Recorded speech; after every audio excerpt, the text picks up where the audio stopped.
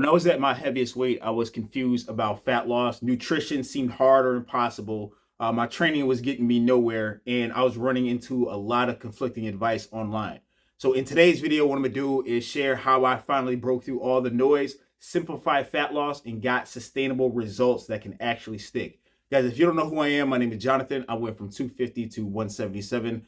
I lost over 70 pounds through trial and error. And I make videos like these to give you realistic and effective strategies that actually work, so you don't have to waste time doing things that don't. So what recently motivated me to honestly make this video is that Netflix released Fit for TV. It's a documentary about the Biggest Loser. And I remember watching that show growing up, and they made those people work out like insane animals and do all this extreme stuff. At least that's what it seemed like on the camera. And this documentary is kind of talking about their perspective on The Biggest Loser, and how for some people it didn't work at all. Some people stayed thin. I didn't finish the whole documentary, but it motivated me to kind of make this because I just know when I was looking things up online, some people, I mean, in the fitness industry and on mainstream media, can overcomplicate fat loss. And they do it to the point where it's ridiculous, where it makes it seem like it's this unattainable mountain that you have to climb, when really it's a simplified process that I discovered. So my whole attempt here is just to share this simplified process with you so you can take it, implement it, and get the same or better results. So there's three things that finally simplified it for me, that doesn't do the overcomplicating thing. In the sake of this video for organization, I'm broken down to three pillars, which is going to be nutrition, your training, and the mindset required for fat loss. Pretty obvious, but these are the main three things that you want to focus on when you are pursuing any type of fat loss goal. So hopping down to the first point, which is nutrition, which is going to be the foundation of everything that you're going to do. Now, all they really need to tell these people, now this documentary, again, I didn't finish the whole thing, but the parts that I did watch, I'm watching and I'm just like, and again, I have never been morbidly obese, right? I was at 250 pounds, got down to 177, I lost 70 pounds. So I can't speak on how it feels to be morbidly obese. Okay, so I don't want to be disingenuous there. But I will say that mainstream media and fitness industry tends to overcomplicate this nutrition thing. And it's like annoying to me because once I figured out the correct way to do something, you never have to worry about fat loss again. Once you figure out the correct thing. All right, so we're finna hop into what that correct thing is. And I'm looking at my phone because I took notes on certain things. So if you've watched any of my other videos, it comes down to a basic principle that you just want to have protein with every meal. So anytime that you have breakfast, lunch, dinner, you want to have protein with every meal. Now, why this is going to simplify nutrition for you, and you want to have a lean protein source. So like think of eggs, beef, chicken, fish. The reason why you want to do this is because it's going to keep you feeling full longer, and protein is great for muscle development, getting shredded, getting those results in the gym. Those are the main reasons why you want to do that. Again, it's going to keep you feeling full longer, and it's going to help with us getting results. Now, if you're going to, and I'm going to get into this, if you're going to track, you typically want to have about 25 grams of protein every time you eat. And the size that you want to have with whatever food you're eating are going to be whole foods. So think of vegetables, think of potatoes, think of, things that grow out of the ground that you can eat. Now, if you are still confused about what that looks like, I do have an ebook available that has some meals listed out, so you can just cut, paste, follow, copy, and get a result. Realistic guide for a six-pack physique. That link is going to be down below. Now, I briefly mentioned this last point before, if you were going to track. Now, I think calories are going to be the most important thing when it comes to nutrition. And this is where some people can get real confused and like, well, I don't want to, calories are, I'm explaining this to you. It's essentially operating off a budget. If you only had $2,000 to spend, right, you can't go over $2,000. Your calories are the same exact way, okay? If you have 2,000 calories to keep you in a calorie deficit or to help you maintain weight, you need to eat less than that in order to lose weight. So the best thing that I found for me was this app called MyFitnessPal when I was overweight.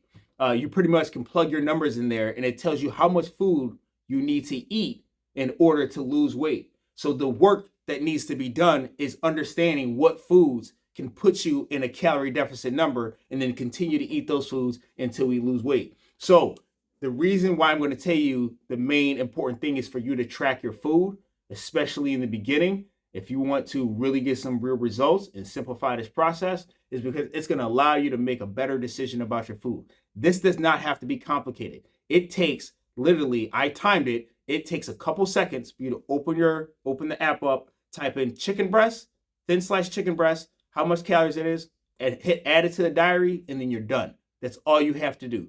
That's it. I would recommend you get a food scale. And if you like, I thought this was going to be simple. It is simple. It is simple. It's not easy though. Okay, there's a difference. It's simple, but it's not easy. If you're looking for something that's simple and easy, it doesn't exist. Okay, especially if you haven't taken the steps to do this before. It's going to seem difficult in the beginning. So that mountain that you feel like you have to climb, you adopting these new behaviors is going to seem difficult in the beginning. But this is something that is a simplified process for you, but it's not necessarily going to be easy because you have to get over you.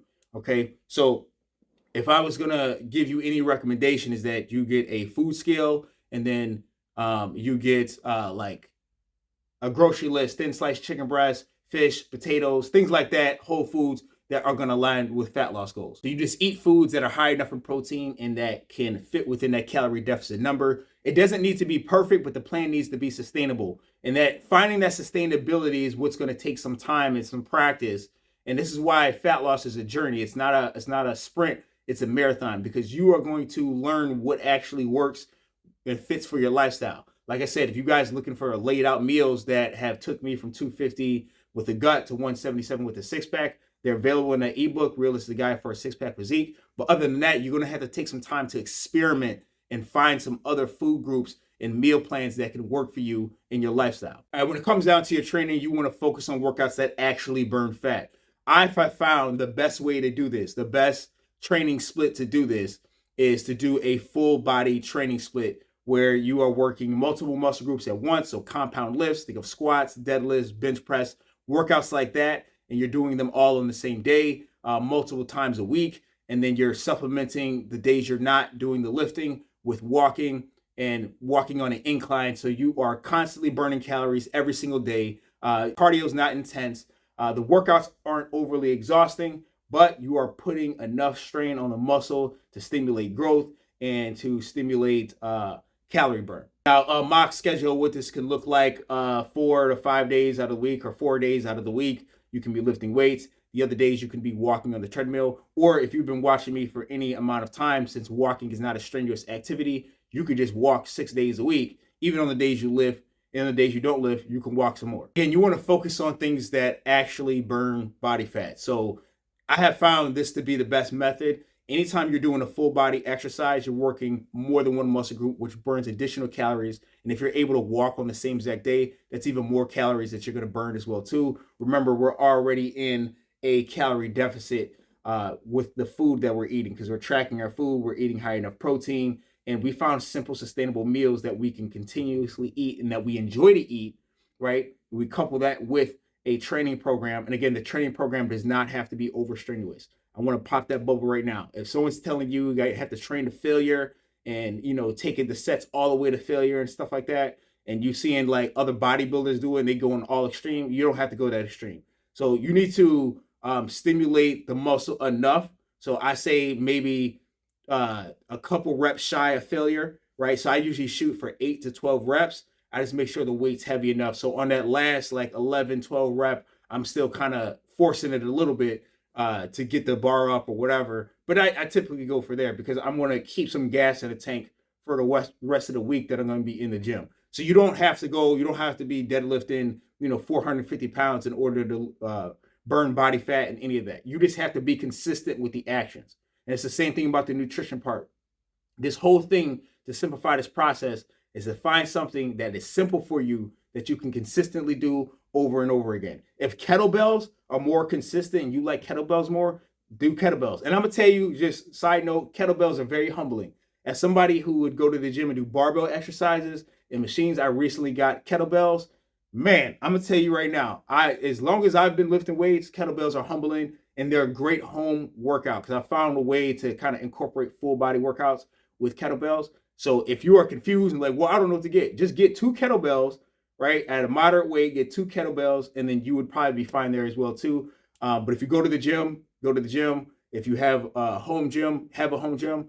But main thing, treadmill and full body exercise. Last piece, and honestly the most important piece, is probably going to be mindset. Now, I know I've talked to people, a lot of people have this all or nothing mindset, and I kind of had this too in the beginning, but this wasn't until I truly understand about tracking calories.